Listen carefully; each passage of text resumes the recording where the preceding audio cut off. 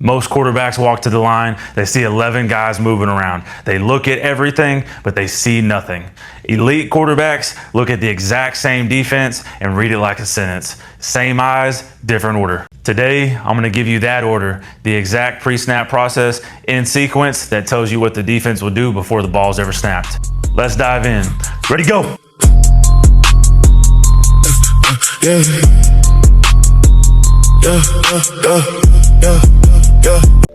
I'm Brady May. I've been coaching quarterbacks for over a decade now, and I've spent a career teaching quarterbacks to fix one problem: see the field in the correct order.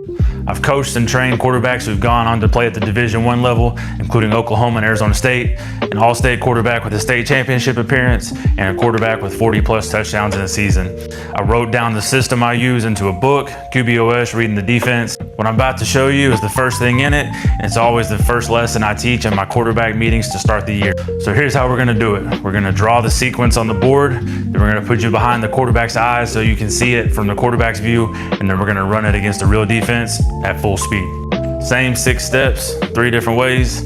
Let's go. The read is not a glance, it's a sequence, it's a path that your eyes take every single snap in the same order, so that when the pressure's on, you don't need to decide where to look, you already know. First thing you're gonna do when you walk to the line, every snap, we're gonna find the safeties. 1 high, 2 high, middle of the field open, middle of the field closed. Answering this question is gonna split the coverage tree right down the middle, make your answer easier for you before you look at anything else. After identifying the safeties, we're always starting to the top, coming down to the bottom. We're gonna find our 3 tech every time. Where are they setting the strength to? Where are they putting their run strength at?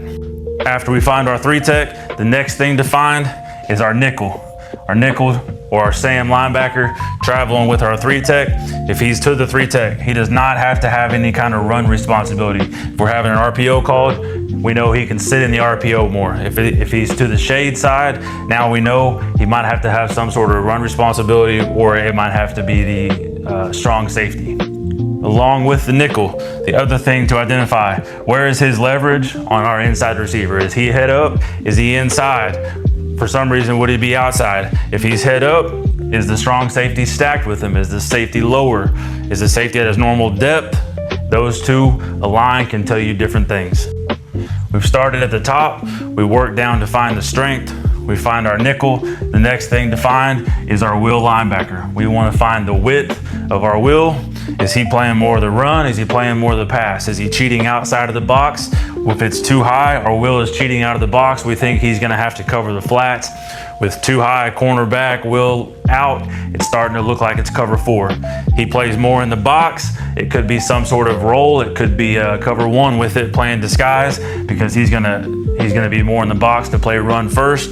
But also him being not so wide, we know he's gonna have run responsibilities first.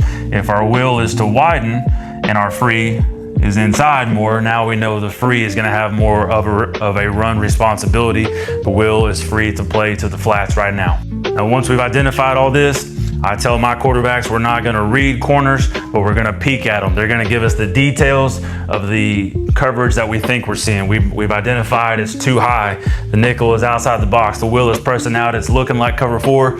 Peek at the corners now. Are they playing back as well? Does it look like cover 4? Are they giving us details of cover 4? Are they playing lower, playing cover 2, trying to disguise? Along with your film watching, you can tell who's gonna try and disguise more, who's not. Lastly, we've identified everybody. The last thing we're gonna do, take one more peek back at our safeties. Has the picture changed at all? Has anybody started to rotate? Is anybody cheating? Or has the picture stayed the same? Can we confirm it right then? This is a step that a lot of quarterbacks forget to go back to, but this is the way you catch the disguise that the defense is trying to give you. So usually a safety is gonna try and cheat. Run this path, run this sequence every time, and there's no more guessing what's the coverage. You know it. That's the output of this process, a coverage. All right, same defense, same 6 steps. What my quarterbacks like to do in our quarterback meeting room is we will use the college football game.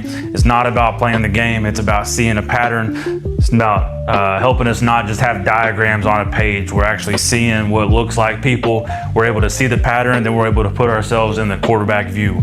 We'll start with the high mode, show us how we break it down, and then we'll get into what the quarterback's vision should look like. So again, first thing we do when we walk up, we're gonna identify the safeties. We're gonna find one high, two high. Now it's middle of the field open, it automatically makes it either cover two, cover four. It splits it in half for us. As you get going, you could get disguised coverage. We'll get into that later. But right now, middle of the field open, middle of the field closed. The second step, first thing we're trying to do, find our 3 tech. We've identified him right here. Now, we know our strong side of the defense is this way. They're gonna send their nickel to the strength. So now, identifying our nickel. We know to this side, we have the 3 tech.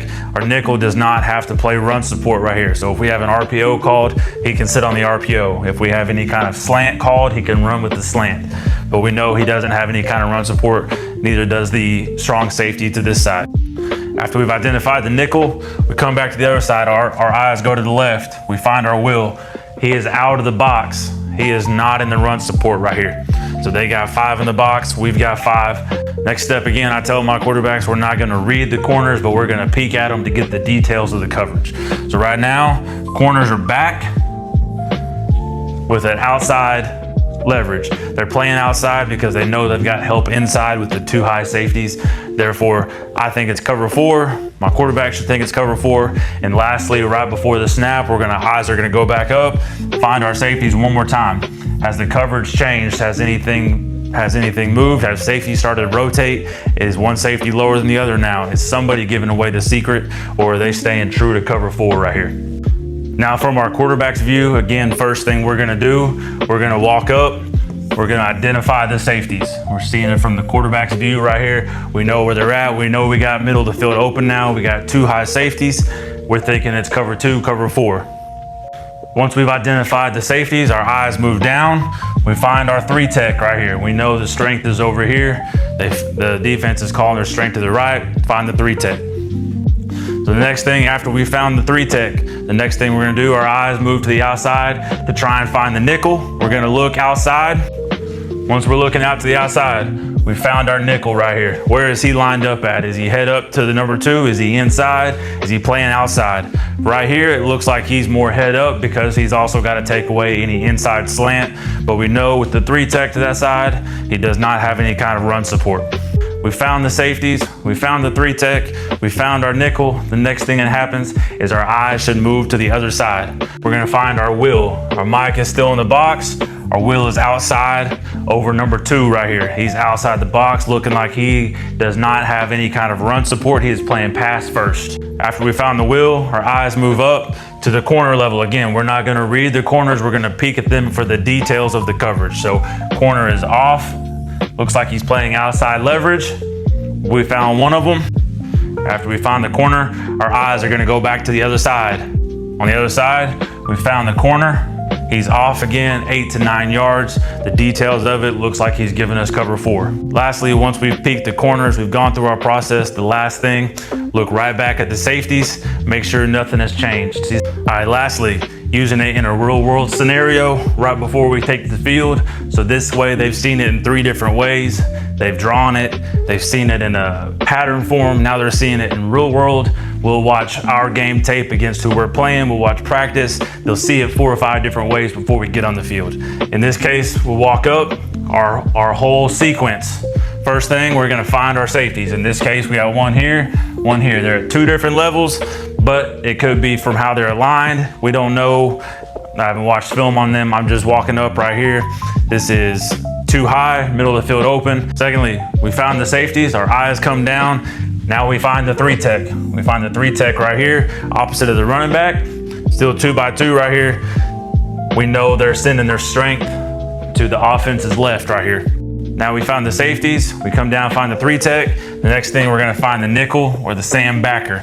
He's over number 2. He's not in the box. He has 3 tech to him. Again, he's showing us he does not have any kind of run support. Again, they got C gap and B gap and A gap covered. They got A gap on this side covered. Now to the opposite side, once we found our nickel, we're gonna find our will backer.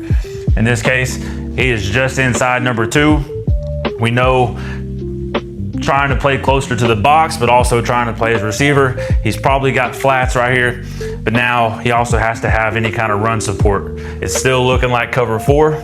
Once we find our will, Again, we're gonna peek at the corners. We're not gonna read them totally, but we're gonna get the details from them. Again, our corner right here, sitting outside, corners will lie to us. They can disguise the best. From what it looks like, they might be running some form of cover 2 to this side, and that's based off your film study, you know whether it's 4 or 2. In this case, it's looking more like 2.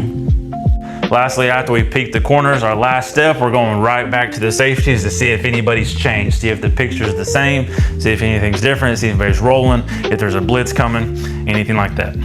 What elite quarterbacks know though is defenders aren't stretched by accident, they're stretched by math. The defense has 7 defenders at 8 most, with 9 zones to cover, and they have 2 seams holding those together. So 7 defenders, 9 zones, the defense is outnumbered before the ball's even snapped.